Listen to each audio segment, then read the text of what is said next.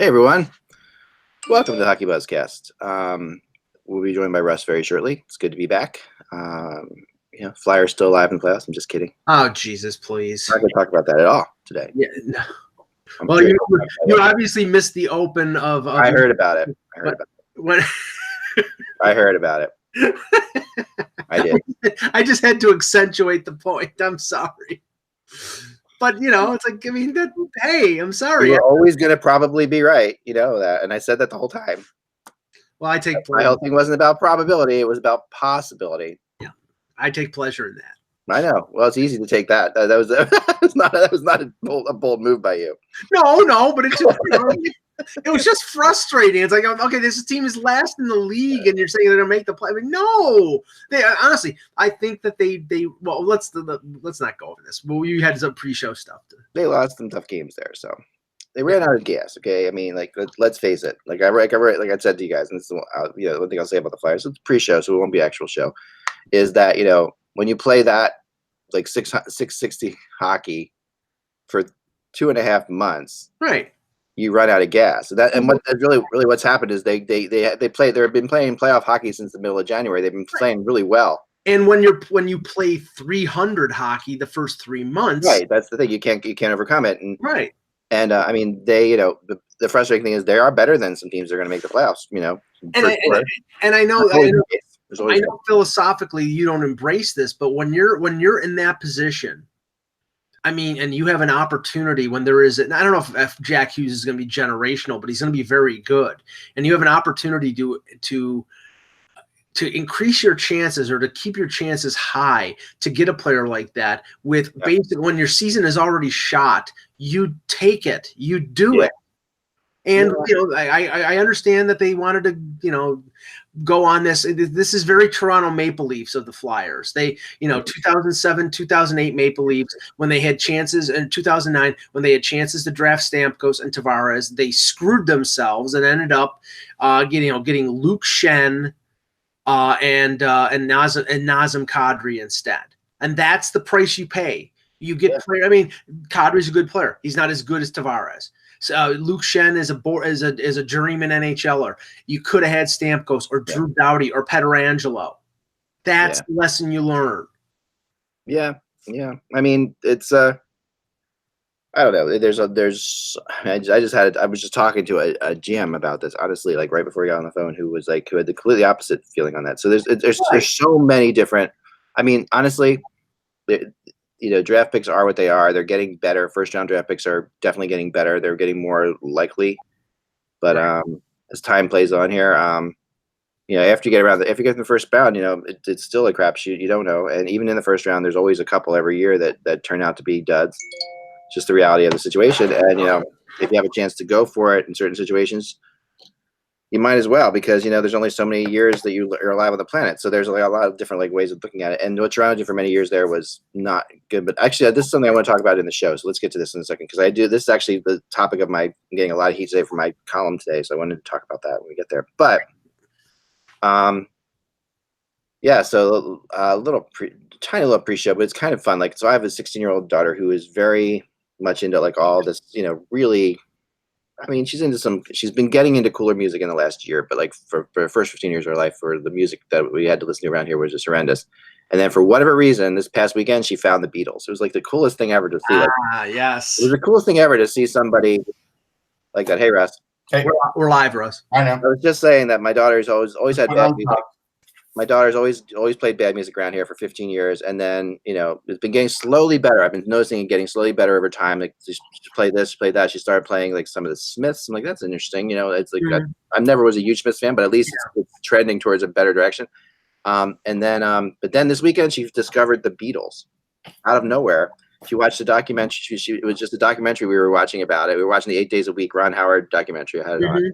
I started watching it and was like, this is really cool. And then now it's been and playing nothing but Beatles music for 3 straight days has been it's really fun to watch. It's because I remember this whole and she's like, oh, and she's talking to us. It's so sad that can never happen again. Like a band like that can come over and just do that crazy thing. And it's fun to watch somebody go through that whole transformation.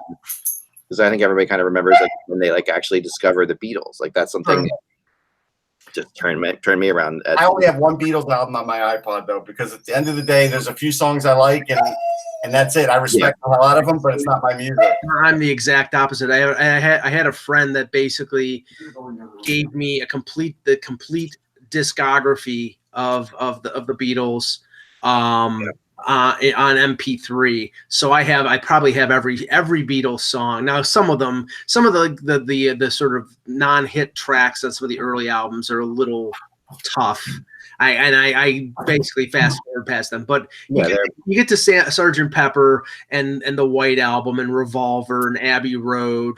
I mean, you listen to every track and you listen from beginning to end. It's like that's where to me the Beatles were the entry point for my love of progressive, because they were concept albums and there was connections between the songs. So you guys have heard the redone recent Sgt. Pepper one, right? Obviously, the remastered. Yeah. Oh yeah.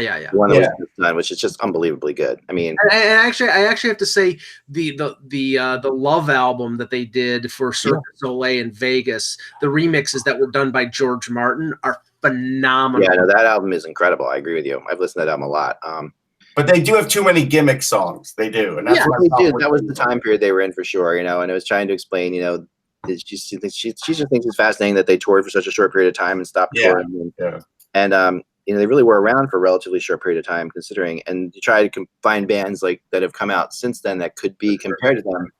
I was trying to say the thing that really does set them apart, I always felt like, is that they really had two superstars, which not every band has. Like they were like literally, your Crosby and Malkin type situation where they had, with Lennon and McCartney, they had a lot of bands that came out would have like a superstar that would really, and then they had a lot of really good people too. Like I was going to say, not to take away from Lennon or McCartney, but I think George Harrison was just as talented. And he's a star. Like if you were to put them in like levels of, he's up there with like, Wait. So Harrison is third in that group. Where else are you putting him? No, he's third. He's third, no question. Okay. But if you were to level him up, like if you were to say like Harrison's like on the level of like Eric Clapton and things like that, in my mind. As a songwriter, sure. As a guitarist, I'd say there's in that era, I could find 10 better guitarists. Yeah, but as a songwriter, is very good. Overall songwriter, singer, guitar, overall just songwriting, singing, guitarist, he's the star. Yeah, when he wasn't stealing songs. But the funny thing is, hold on. I know. I've heard it. I know he heard it in a dream. All right, there you go. Sweet Lord, I know the whole thing. Yep. He hallucinated. He took some bad Quaaludes or something like that. Didn't he lose the lawsuit too? He did lose the lawsuit, and it just happens. That happens. It's funny. One time I woke up in the same exact way. I swear to God, I woke up with a song in my head, which happens a lot.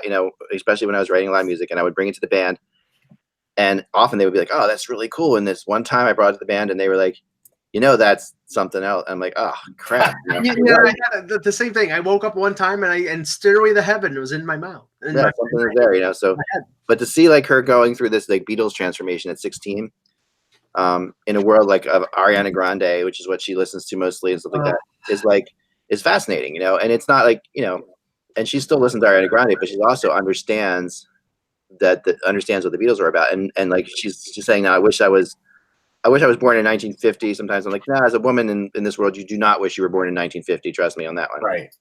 But my first Beatles was on an 8-track, so you don't even wish that on anybody. I had MU the Best of Jethro Tull on 8-track, playing it on a portable 8-track at the beach. Yeah, I had one of those portable 8-tracks too. I could play it by the pool. I had like Yellow, Steve Miller. This was the annoying thing about the 8-track, was the fact that like I have Frampton Comes Alive on the 8-track, and like the song "Do You Feel Like I Do" is like 12 minutes long. So track 3, side 3 or whatever, track number 3 goes to track number 4 in the middle of the song. But then in case you have attention deficit, they did play over like 20 seconds of it into that one. Like they redid it. Right. Yeah, no, I found my family listened to nothing. My dad listened to nothing but classical music, and he had a big thing about like no pop music, just classical music in the house. That's all I had until I was like 14, when I literally discovered in like a cabinet when I was looking for something else, like my mom's albums, which were like, and I found like the Beatles and Led Zeppelin and all this stuff, and I started playing that on my sister. My sister had a Barbie record player. I stole the Barbie record player, put it into my room, and played like Meet the Beatles on it. Still my have that. dad would torture me with Jerry Vale, and my mom would torture me with bad 70s pop. No. My mom loves Sinatra, and it makes me sick. I mean, My dad loves. I like some Sinatra, but I'm sorry if I hear certain songs, I just go. Did you grow up with the Sid Marks world then, like I did? No, it was Sinatra. It was Perry Como. That's what my parents. Yeah, my parents like Perry Como and Andy Williams. Bobby Darin. No, Bobby Darin never did. Friday. It was a show on Fridays called Friday with Frank, and then Sunday with Sinatra. That Sid Marks was like the DJ and had this show and every Friday and every Sunday, that's all that played in our house. So I mean, even my uncle was fed up with my dad's music and gave us a Rolling Stones album, which was nice of him. Yeah, no, I mean it's so funny how that all plays out. All right, let's get started because we don't have much time with us today. So let's get moving on here. All right, ready? It's the 26th. Wow. Hello, Hockey World. It's Tuesday, March 26th, 2019. I'm I'm Michael Agello. I'm Dan Levine, loving that Jacob deGrom will be a Met for a long period of time. I'm from Sportsology, and I have to admit, I was doubting it yesterday. This morning, I didn't wake up to it right away, but they did it, so good for them. Shut up, Mike. I'm Eklund, and this long distance dedication goes out to Meg in California. No, I'm just kidding. And this is the HockeyBuzzcast. No, keep your feet on the ground and reaching. That's right. Really? No one knows how many Casey Kasem that everybody is young who doesn't know what the hell we're talking about. But anybody who's in their 40s or maybe older knows Casey Kasem. But oh my God, the funny thing about Casey Kasem is if you ever you ever watch some of the old movie channels. He was on so many old bad movies.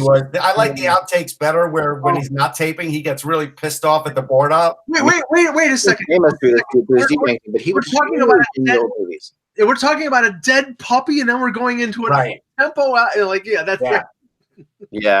like to think about is, this is Here I Am by Air Supply. It's Casey Kasem. Here we go. All right, so today's show is about expectations, and I wanted to and what that means to the hockey world, and because I've been talking to a lot of different people, a lot of different sources, trying to get ready kind of for the summer, looking at players that are going to be available, looking at what teams are going to do, looking at which teams are going to change things, stuff like that. And I know we've talked a lot about the playoff races, and we'll talk about that still because it's still going on and it's still strong. But I thought it would be fun to have like a little day away from that and talk about expectations because we have a bunch of them, and and they're interesting. They're always fascinating to me how different teams manage them, and how a fan base plays into the expectations of, and how a team start and there are no better teams to talk about in this year than maybe three separate examples, being the Winnipeg Jets, kind of wish Peter was here for that, the St. Louis Blues, and and then the other team I had was that I really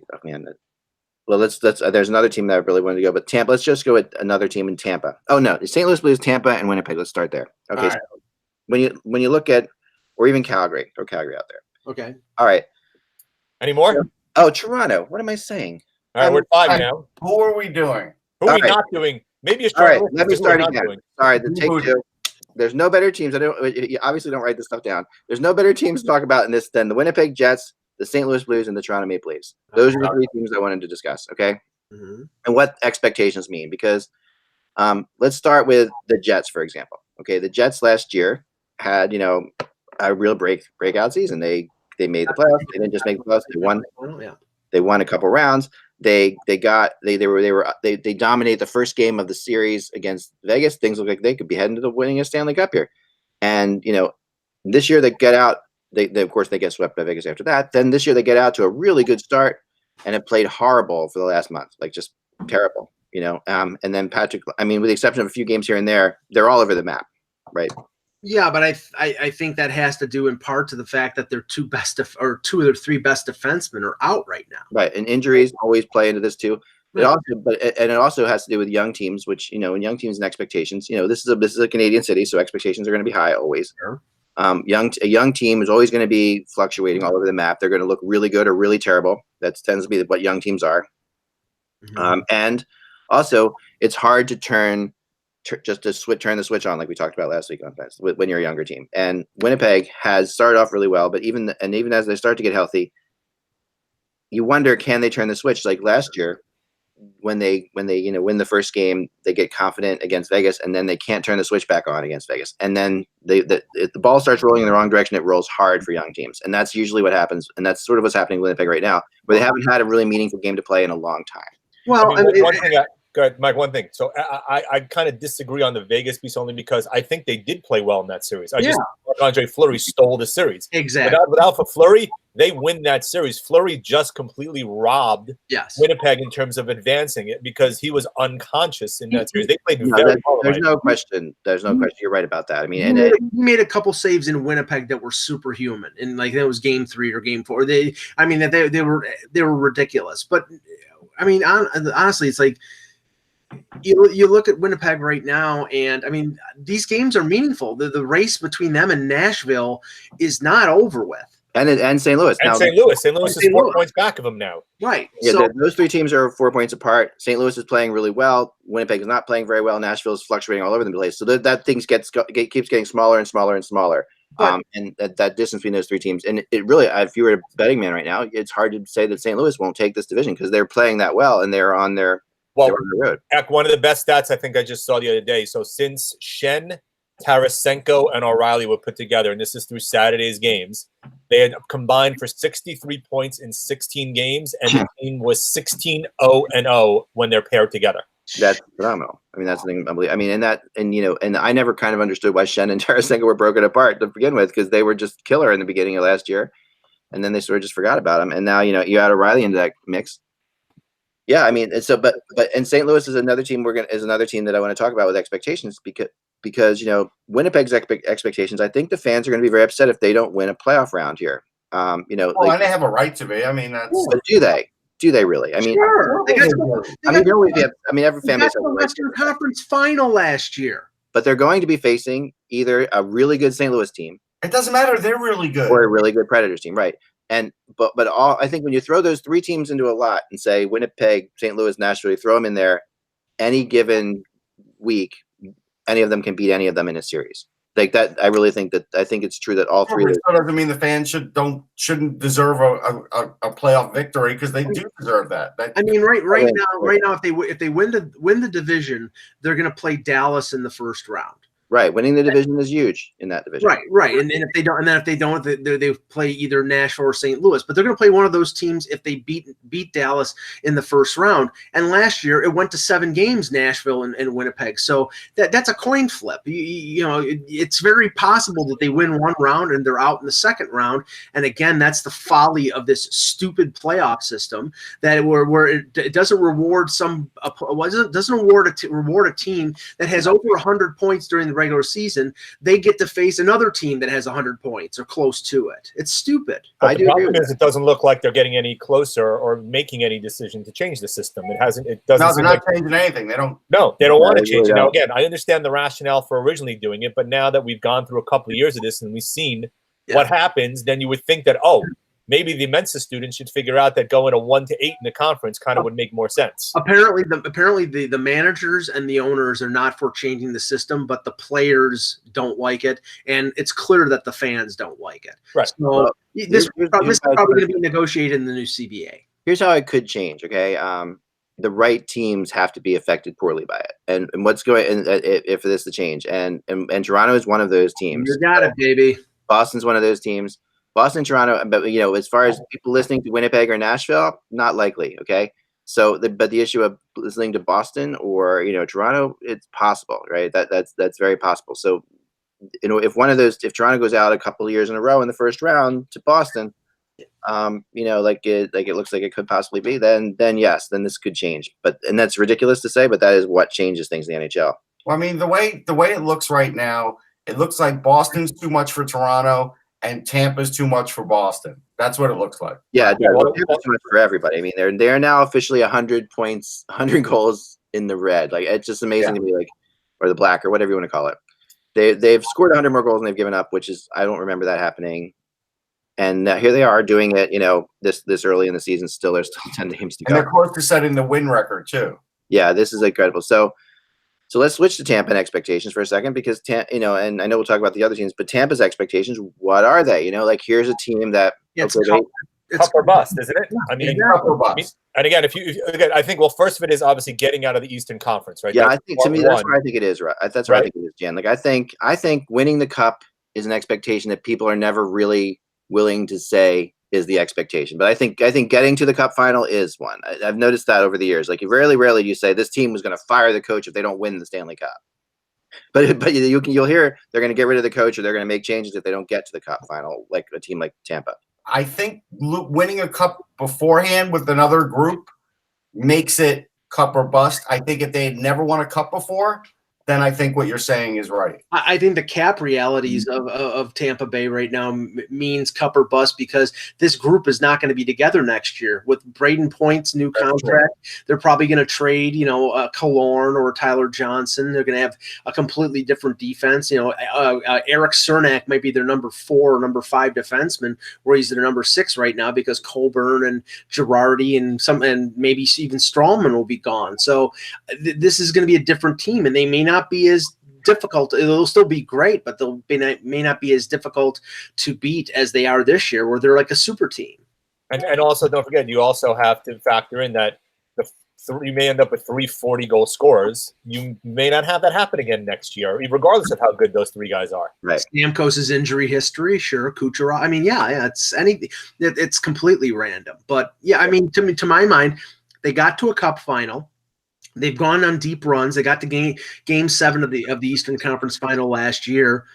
The expectation is not to get to a final; it's to win a final. And that anything less than that for Tampa is disappointment. And I think that's realistic. I think that's understandable. So I mean, far out ahead, you could say that that does make sense. And I'm going to do an article later in the week about the best NHL records of all time, and how those teams have done in the playoffs, which is an interesting one, because it is why that people are saying, oh, they're going to lose in the playoffs. There's a lot of precedents for that, like of teams just dominate the regular season this much, and end up, some of them do end up winning it all, but not all of them. And Washington 2 years ago was the President's Trophy winner and a super team, and they didn't get by the second round. No, you're absolutely right.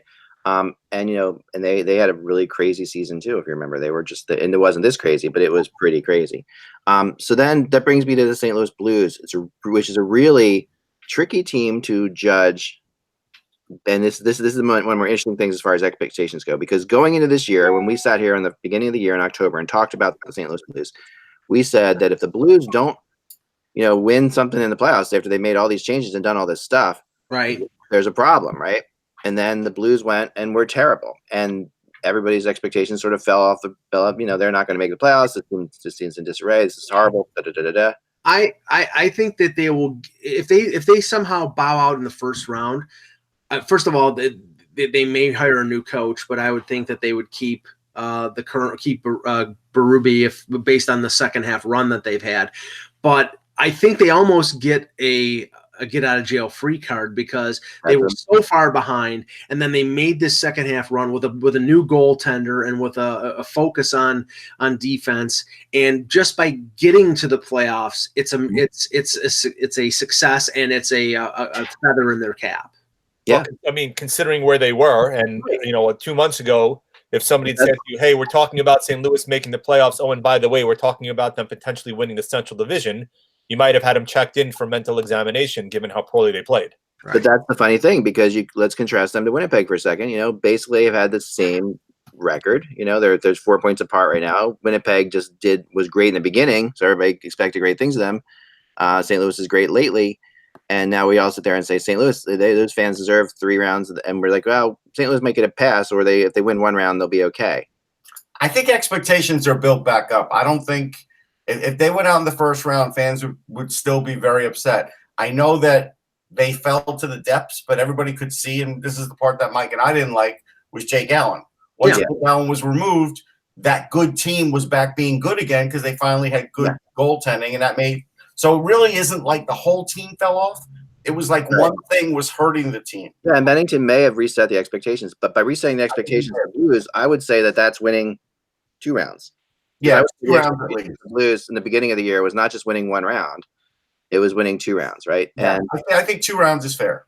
so, but I don't feel like that is actually what the expectations are. Like I feel like they are 1 round, like we've all kind of said. Like they could use 1 round and then they'll be okay if they lose in the second round. I mean, but the reality is they like Nashville and Winnipeg are screwed because of this playoff format, and 2 of them are going to end up one of them is going to end up being eliminated for sure. And they also made these moves with the intention of getting to the Cup, like O'Reilly and everything else. So they have to go 2 rounds. They only go 1 round. It's a massive failure, no matter how this year went. O'Reilly was the replacement for trading Stastny. The money is almost a wash, and then they had Bozak in free agency as a depth center. Yeah, their goal was to add the few final pieces that they needed to win a cup, and the first half was a disaster. Now they, like I said, they bounced back, and I think that they will get a bit of a reprieve unless they just completely get swept 4-0. Because I think they don't like you said before, with Philadelphia, they've been playing playoff hockey since January. They can't lose, but they continue to do it. And they were a team that going into the season, a lot of people thought they were a contender. So they, whereas Philadelphia, I think at best they were a borderline playoff team, and that's why when you're dead last and at the half point of the season, you basically should just accept it and move on. Yeah, no, I agree. And then that brings me to the Toronto-Columbus dichotomy, okay? Mm-hmm.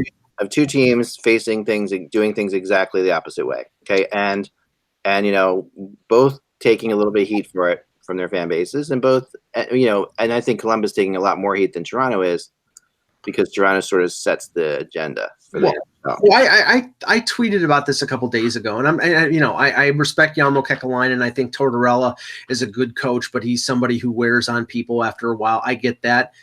Again, I don't understand the thought process in Columbus, and I'll say this till I'm blue in the face.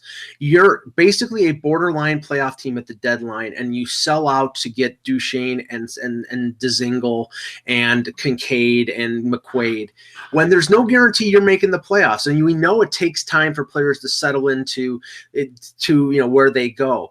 I mean, if you're a contender for the Cup, if you're Tampa Bay and you sell your draft picks to add players, I completely buy into that, because it's accepted that you're a contender. When you're a borderline playoff team, have no business in hell trading your picks. That's go ahead and fill your 2 cents, because I know you got to go soon. No, it's fine. I've actually got a few minutes. We're talking about Leafs? No, we're talking about Columbus. Okay. Columbus. Okay. So their expectations, honestly and truly, were to get to the Stanley Cup. That is their expectations. That's why they kept everybody. That's why they made all the moves. The GM will tell you that. Everybody will tell you that. Right. So now the fans really just wanted them to get out of the first round. But they shot higher. If they don't hit anything on the horizon, it's a massive failure. If they hit playoffs and lose in the first round, it's still a failure. Yeah. Yeah, I mean, but you sit there and people rip on Columbus all the time about this thing, and I sit there and I say, let's look at what they did really, and they really went out and they get Duchesne and Dzingel, right, and they give up a first and 2 seconds essentially, right, for that, and a couple players, but nothing, but those players weren't really part of Columbus's plans. No, they still have a lot. They have 4 or 5 really good players. Right. You can even say it might be 6. So they're still stocked with players, even guys that could play next year. Right. But they lose future assets by keeping the other 2 guys, Panarin and Bobrovsky. They lose future aspects, but they are stuck with Bobrovsky refuses to give them a list of teams to get traded to. Flat out. They cannot move him. He was untradeable. No option. What would the return have been for Panarin? They would have gotten a first-round draft pick for Panarin. Yeah. Probably not much else. That would have been it. They would have gotten a first-round draft pick from a team that would have picked somewhere, probably in the 20s, or somewhere in there for Panarin. That's the best they could have gotten. And you're talking about a fan base that has never won a playoff round. You're talking about a situation where the team's desperate and the owner's desperate to win a playoff round or to get into the playoffs and definitely get in the playoffs, but win if nothing else. You're talking about Panarin and Bobrovsky are leaving at the end of the year no matter what. Right. So you have to sell tickets to people next year, and you have to say we at least went for it. You get Dzingel, who's an Ohio State kid, who you have a chance at re-signing, and you get Duchesne, who you probably can't resign, but you're definitely not going to just sign him as a free. You're definitely if you don't trade for Duchesne, you're never going to sign him. But if you can possibly get Duchesne to like Columbus and maybe sign there, that's possible. That's possible that he likes the situation as it goes along, and they have some kind of success. And if that happens, maybe Duchesne ends up staying in Columbus. Otherwise, you're not going to get him at all. There's no way, right? So that's how they view this thing. And I don't fault them for that at all. Like, I would rather them do that than sit back and just, because they're not, it's not like they're going to make the playoffs or do better without making these trades this year. It's bafflingly bad asset management. I mean, that you can't make that judgment yet. It all depends on if they make the playoffs, right? If they make the playoffs and go on a run, right, then you ask the asset manager. If you miss it, then obviously you can start criticizing them and say, you know what, you ended up missing the playoffs despite giving up all of these assets, and therefore you mismanaged them. If you miss it, you're screwed no matter what you do, though. Okay, so if you miss the playoffs, you're out. It's a bad situation. Like I said, if you miss the playoffs and then lose Bobrovsky and Panarin for nothing next year, you're still in terrible shape. I mean, that then you have a real problem. Yeah, I mean, look, but I give Yarmo credit for rolling the dice. Yeah. He probably was in the position where he needed to. Yeah. Now, if they don't make the playoffs at all, they might be looking at John Tortorella. Well, that I think is fair. Now that they are getting a lot of heat because, and why Columbus gets a lot of heat for this, and then a lot of people are like Mike and saying this, they don't understand why they could do this, is because of the fact that everything is being judged through the glasses of the Toronto Maple Leafs. Okay, here's my theory, which is going to take a lot of heat, I'm sure. And the Toronto Maple Leafs glasses are that we don't care enough to win now to try anything crazy. We're afraid of failing, and what's happening in Toronto is that there's been a fear of failure set up by this, and I know that I know everybody will go after me for this, but I'm just saying that there was a setup from the very beginning of Babcock getting there. This is going to be a long and tenuous process, and it has been. Oh, come on! Don't tell me about the pain bull crap. No. I'm saying that they have yet to show me that they are not afraid to fail. Like they still are playing as if, because if you're not willing to, even like we talked about, you've even said it, Mike, yourself, like you're not willing to give a third or fourth round draft pick to give yourself some defensive depth, and you're not willing to maybe get a backup goalie with a third or fourth round draft pick at this point. If you're not willing to do either of those things, then you really don't show that you care enough about winning now. Well, that's because at the point that they were at the deadline, they knew they were going to play Boston. So maybe that mitigated Kyle Dubas's willingness to. So they just accepted that they were going to lose to Boston. Well, I mean, they're going to play Boston. You're saying they knew they were going to lose to Boston. No, the odds are not great. They do not match up well against Boston. The odds are not great that they're going to beat them. They're not going to say publicly, we think we're going to lose. They think, okay, well, this is going to be a Herculean task to beat them. So why do we go out and expend assets to get that seventh defense? Now, I think they should have done it one way or the other, because their defense right now, without Dermott, without Gardner, obviously going to fall apart if they lost a couple guys with injuries. And you've been saying the whole time, and if they lose their goalie, they're dead anyway. If they lose this guy, they're dead anyway. I can never accept. I do have a prediction. Go ahead. My prediction is after Game 3, Jake Gardner jerseys will be 75% off at the AAC. Ooh, rough crowd. Yeah, I'm saying here that they'll be using them in rags, Russ. They'll be using. I'm a hockey fan, and I'm way more interested in what Columbus is doing than what Toronto is doing. If we're reporters sitting here going to make these vast judgments that third and fourth round draft picks are the greatest thing since sliced bread, and that they're way more important than having any kind of insurances and trying to win in the playoffs, then that's fine. Heck, I'll say it again. I am for a team going for it, going all in, putting all their chips in the middle of the table when they have a realistic chance of winning. And maybe I'll be proven wrong. Maybe Columbus will go on this ridiculous run and carve up the Islanders and carve up Washington. They were a borderline playoff team when they made these deals, and nothing has changed with the additions of Duchesne, Dzingel, and McQuaid. Nothing has changed. You're a deeper team down the middle. You have more scoring balance. You have a potential goalie who can steal a series or two. You have Werenski and Jones, who are a really good dynamic defensive pairing, which you need for the playoffs. I mean, they have pieces. That's what you want going in. Changed, Jan? I'll tell you why nothing has changed, because it's the same coach, and he got different players, and he hasn't changed. So you're basically saying Tortorella's to blame now for where they are. Well, I mean, the players you can blame for sure, but it's up to the coach to get these players to fit in. Like the GM did his job. The GM got him players. The players have to do something too. But again, it is the coach's job to fit them into his rigid system because he has a rigid system. But okay, we can go to the Babcock-Dubas comparative here. Did the GM get the players that the coach wanted? Right. Because if he didn't get the players that the coach wanted, then all these players doesn't help him. It doesn't help the team in their end goal. I mean, all the hubbub the last week or so with Babcock and Dubas is Babcock saying, well, the depth of our organization isn't good enough. When injured players go down, we don't have the quality depth to be able to continue on as is. And it sounds like he's laying the blame to Dubas. And he tried to do a little bit of a mea culpa later earlier this week.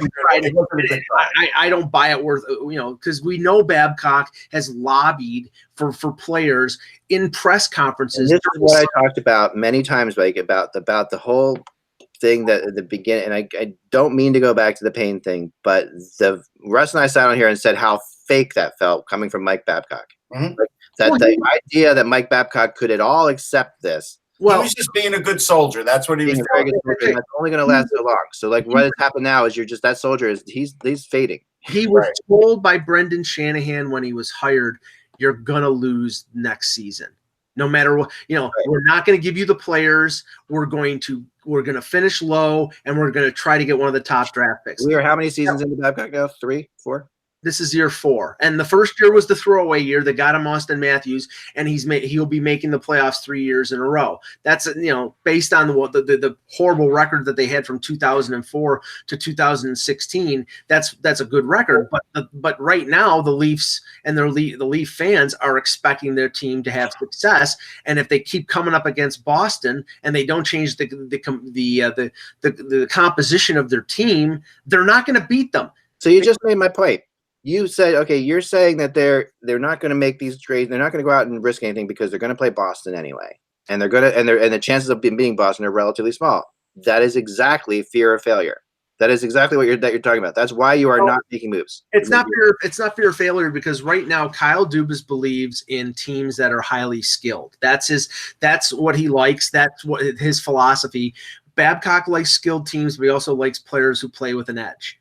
So right now, if they go into this playoffs with a completely skilled team, with a team that doesn't push back against the big bad Bruins, which they're not big and bad anymore, but they're bigger and badder than the Leafs are. They are bigger and better than the Leafs. If they lose to them in the first round, then Kyle Dubas is going to have to come to the realization that team cannot beat the Bruins, cannot beat the Tampa Bay. They need to add different types of players to provide a little bit of flexibility and a different skill set to be able to beat those teams. If he doesn't do that, this is going to keep happening over and over. Can you really game plan for your other teams that much? I don't think you can. No, you just have to be versatile. You just not say versatility is a key thing. That's true. Yeah. I'll give you one thing that I blame Babcock for. I blame Babcock for what's happening with Nazem Kadri. And Mike alluded it to the other day, but he didn't really go full bore into it. But when you look at Kadri, he's played almost the same amount of minutes. His faceoffs are up.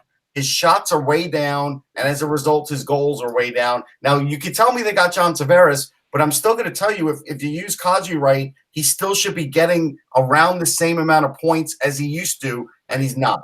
And they missed that offense. And what I had said was the fact that, matchup wise, Babcock is putting Tavares against the number 1 center. So against Boston, it's probably going to be when he has the last change, he's going to put Tavares against Bergeron. Usually, before they got Tavares, they would put Kadri against Bergeron because Kadri loved to get into the kitchen of the other team's center. Now, I'm not sure I'm against that in the playoffs. I mean, I would probably try Kadri against Bergeron rather than Tavares and use Tavares for other things. I think that's where Babcock is making a mistake. Yeah, the only thing is Cassidy's going to play Bergeron 20, 23, 24 minutes a game, and do you want Kadri, Marley? He's not going to be able to check Matthews and Tavares with Bergeron. So that's that's the whole advantage for the Leafs in a matchup against Boston is okay, Bergeron plays against Tavares, then Matthews is going to step up against Krejci, and if he does that, then they have a chance. He should do that.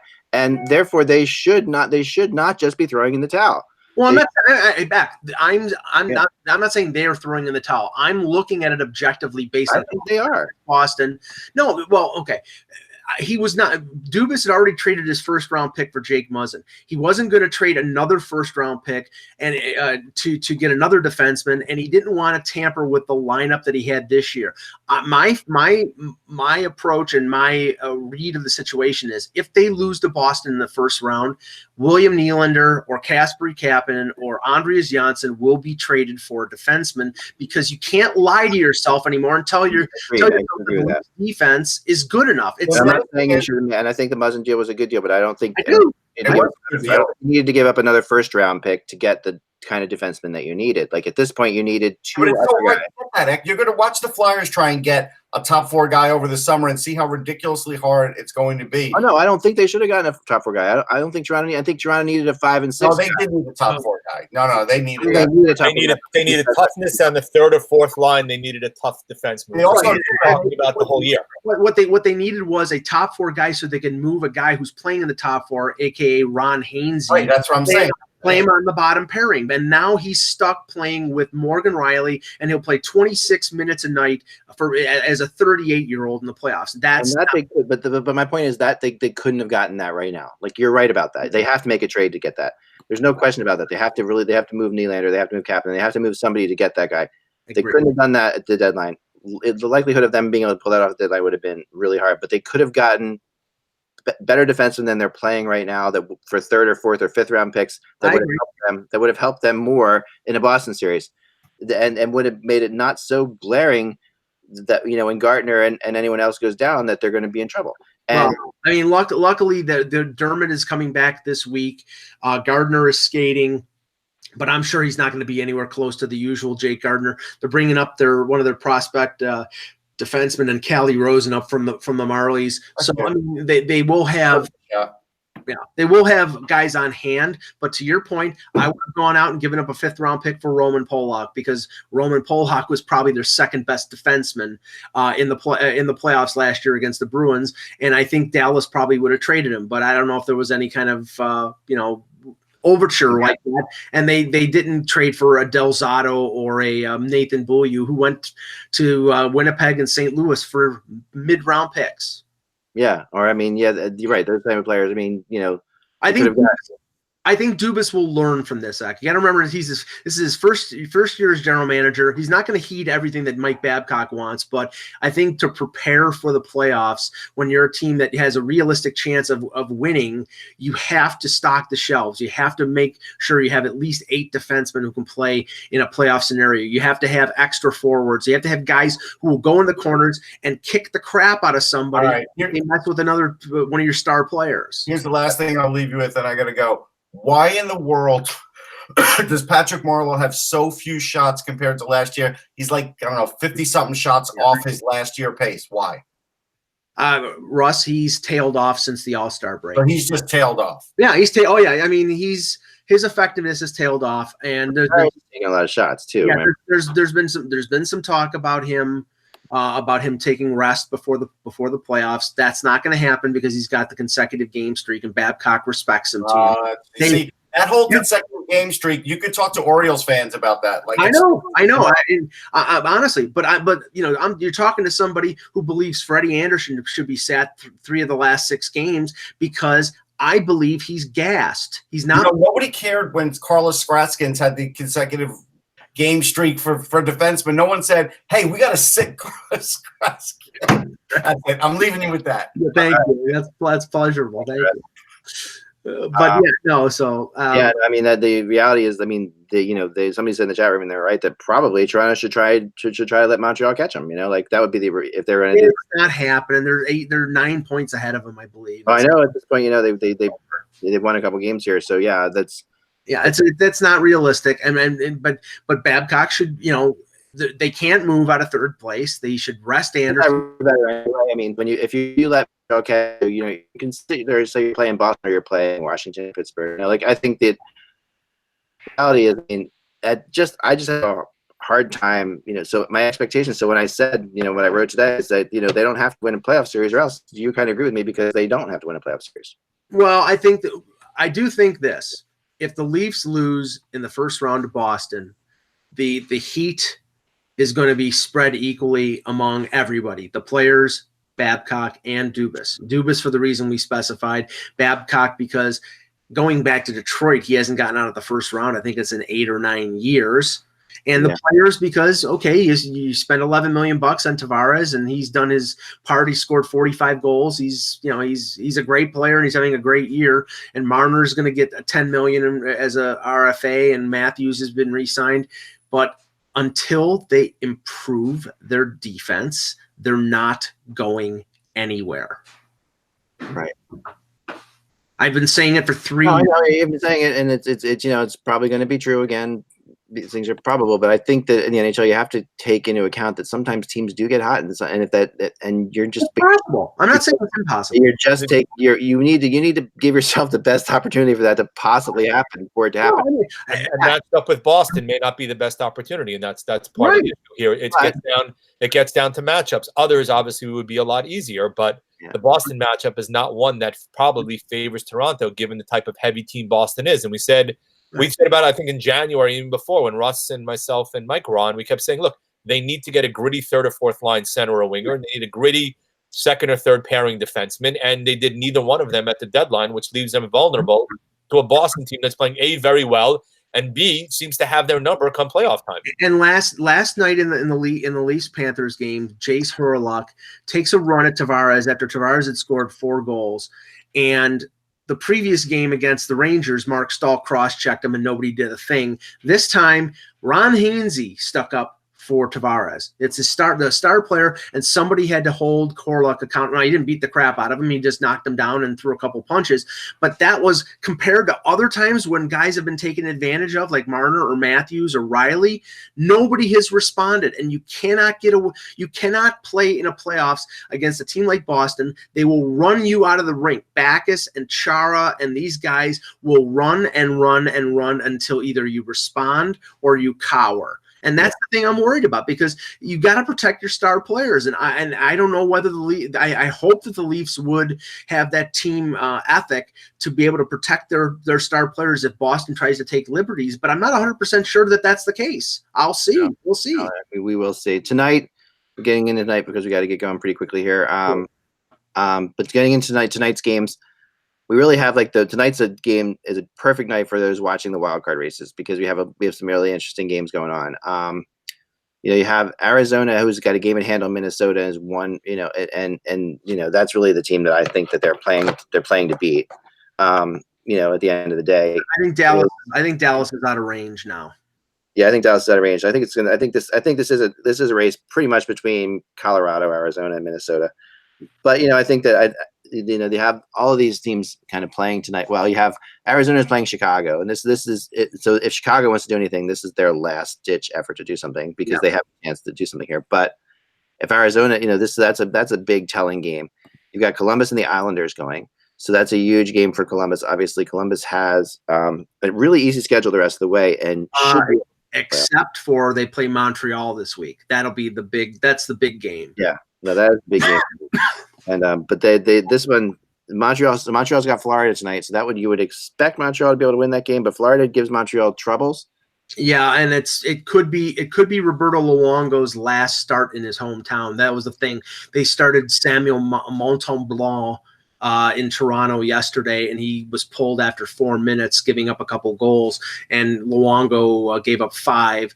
But if there's a lot of talk about Luongo retiring, and this would be his last game in Montreal, so he's probably going to start back-to-back nights. And then you've got the other game you have is really going to be an interesting one in terms of the Hurricane, possibly a first-round matchup between Carolina and Washington. And we've seen Carolina just find ways to win lately, and really been quite a miraculous team as of late, coming up with the huge wins. And the funny thing here, Rack, is if Carolina wins in regulation, they're 3 points out of first in the Metro.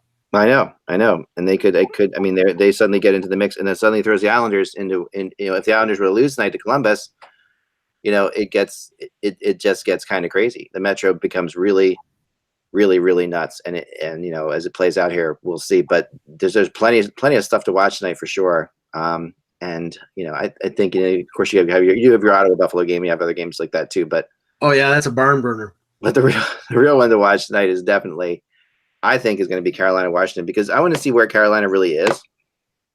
And then we saw where they were against Tampa. They played them really tough last week.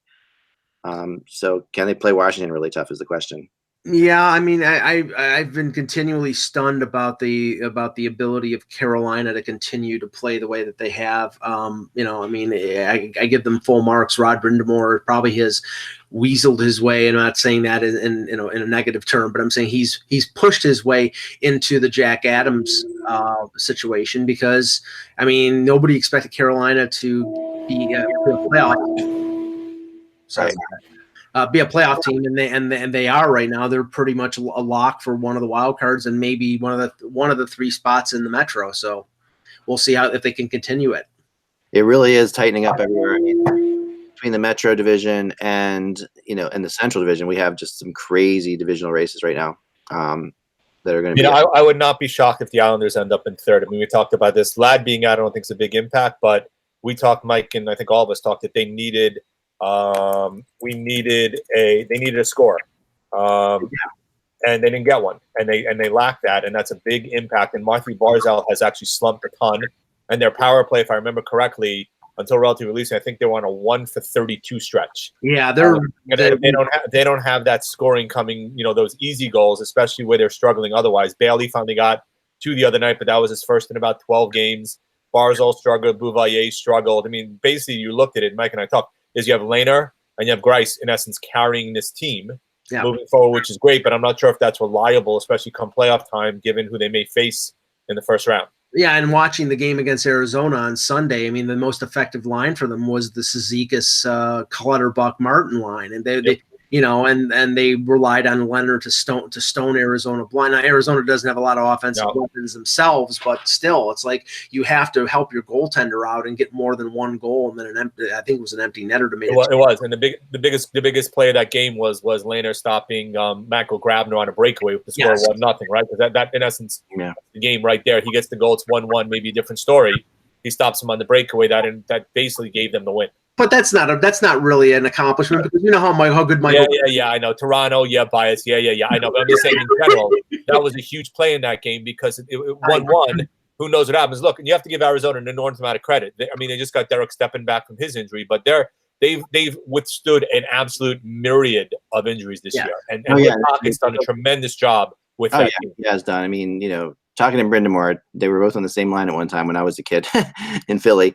Both doing a great job out there right now. And I think the other player on that line may have been Pelle Eklund, believe it or not. But was it Derek Smith? No, he was in the center, because Brindamore was a left wing, Toggett was the right wing. Peter Zezel. It was Peter Zezel. Peter Zezel was there for sure, but I know at the points was Eklund played in there too. So the interesting thing here about Carolina and Washington too is this is the first of back-to-backs with them, which is like a hell of a back-to-back to deal with in the middle at this point in the season for Carolina. Yes. A Tuesday and a Thursday, back-to-backs, home and away against a team that Carolina has struggled. Carolina has not played Washington well at all, and this Carolina team is playing better than they have in a long time for sure. But it's the kind of thing that if Washington was to beat them up here a couple times, that could really throw Montreal into the playoffs. I think I really could see that playing out that way. Carolina, and they're still like as close as they are to the top, they are still not that far away from being put out as well. Yeah, I mean, I think it's going to come. I mean, obviously, when you have a head-to-head matchup there between Montreal and Columbus, if things stay status quo, Montreal wins that game and they're 4 points ahead of Columbus going into the final week of the season, I think it's over with, but we'll see. Yeah, no, it's possible. Depending on, of course, that Montreal's got to win tonight, and right, it's going to be a tough one because Florida is a very good spoiler team, and they always have been. And I think especially when you got emotion going on with Luongo and stuff like that. But Montreal lucked out in the fact that Florida played last night in Toronto. It's a second of back-to-back games, and you're probably having Luongo play both ends of the back-to-back at 39 years old. So we'll see. Imagine that. Yep. I hate so much this idea that goalies can't play back-to-backs. It's amazing how much. It's the analytics, Zach. It's the I know it's analytics, but I could, I honestly, as a that position of goalie, and there's some nights when you can there are some nights where maybe you shouldn't play the back-to-back, but there are some games where you definitely can play back-to-back as a goalie. How many consecutive games did Glenn Hall start? Was it over 5? I I think it was 502 straight games that he started. I remember Marty Brodeur playing in closer history quite a few back-to-backs. Yeah, I don't know. More recent history, that's for sure. There are two. Even they're not even playing Marc-Andre Fleury all the time in back-to-backs. Well, they're giving him more. They're doing what they should do with him. They're giving Malcolm Subban some starts before the playoffs to give Fleury some rest, because we know that if Vegas is going to win, Fleury's going to have to stand on his head again. Yeah, and we do see back-to-back playoffs games now once in a while. So once in a while, maybe a Saturday, Sunday, not usually during the week. And look, I think Vegas is a team that seems to finally be finding themselves, although the whole Colin Miller benching and whether or not it's going to be a lineup is going to be something we have to manage down the stretch. But Marshall played well. Carlson's played well.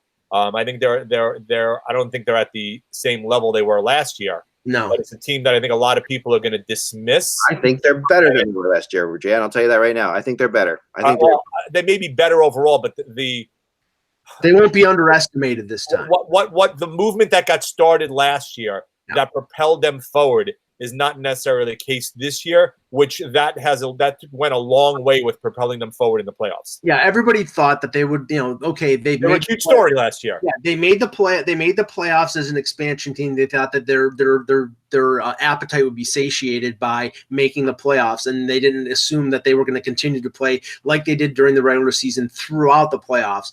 This year, I think on the ice, they're a better team, but nobody is taking them for granted. I mean, I don't think if they play San Jose in the first round, the Sharks are saying, "Oh, we're going to walk all over the Vegas." Deep trouble if they play Vegas. I agree. I think, and the Sharks, that's another expectation team that really, when we talk about, and the interesting thing about the Vegas expectations versus Sharks expectations, the Sharks went to the Stanley Cup Finals 3 years ago. Vegas went to the Stanley Cup Final last year. The expectations are way higher on the Sharks.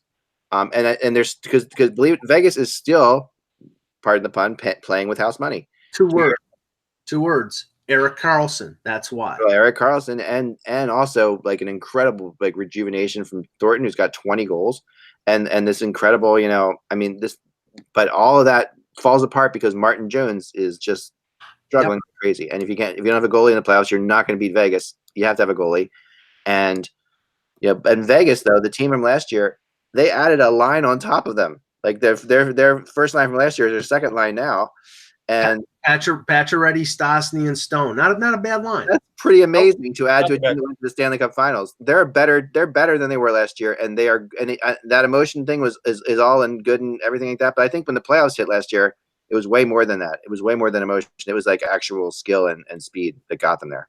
And this year they got more of that. And where they ran into trouble last year is they only had so many players that could score for them, and if you could stop those players, you would get it right.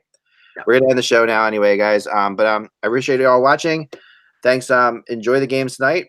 I'm sorry I didn't do the tank. Do I have time for the tank? I do. Let me do it real fast. If you guys have to go on, but I'm gonna do the tank. I'm good. If you have to drop off, Jan, go ahead. Yeah, we promised people I would do this.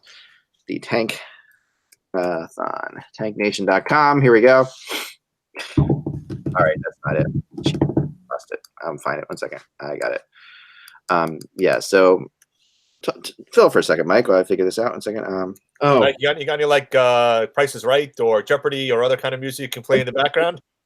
I have to get the sound effects. I was going to do the Jeopardy or not the Price is Right, please. I'm sick of seeing that because Drew Carey. My God. But no, okay. I got it. You got it? Okay. Yeah, here we go. Ready? All right, let's set up here. Move it over here. We're good to go. Boy, this is who's going to get this first pick overall next year in the draft. Here we go. We're simulating it now. And we're underway. And it's Ottawa. Meaning Colorado. Eugene. Keep. Well, look, it's kind of hard to argue after, first I never would have made that trade, but you know what? Brady Tkachuk is not a bad guy for them to have gotten. No, but when an owner of a team criticizes another team's rebuild, I like those in glass houses shouldn't throw stones. True. Your team, Eugene, is a disgrace. Now they have some great young players, and I think they'll rebuild quickly. But off the ice, they are a tire fire. So yep. Mind your own business. Edmonton jumps up to the third pick on this too. That's pretty interesting there. That would be better. Yeah. Anyway, All right, guys. I mean, I agree, Jan. Unfortunately, like the idea of not draft lottery protecting that pick in the first place is I agree. That's where the sin comes in. But at the end of the day, once you did that, you had to take Kachuk because you can't get it. You can't gamble against yourself. You just can't. I mean, it doesn't make any sense. All right, folks. Remember that the buzz is just hockey. We will talk to you tomorrow.